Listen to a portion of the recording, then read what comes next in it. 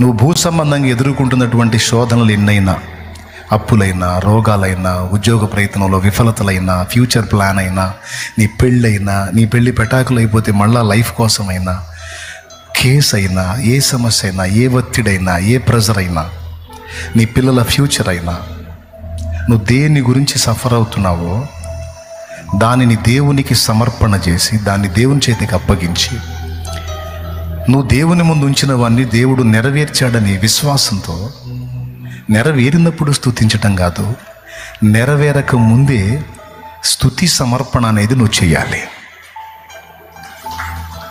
అర్థమైందా? ఇలాగూ చేసిన ప్రతి ఒక్కరూ కూడా బైబిల్ గ్రంథంలో సమాధానం స్పష్టంగా పొందినట్టు రాసుంది. విడిపించయ్యా అయ్యా విడిపించాయి కాదు, దేవా నువ్వు విడిపించమని నేను చేసిన మొర్ర నువ్వు విన్నావు, నువ్వు నాకు సహాయం చేశావు, ఈ కార్యములు నెరవేర్చావు, నేను విశ్వసిస్తున్నా.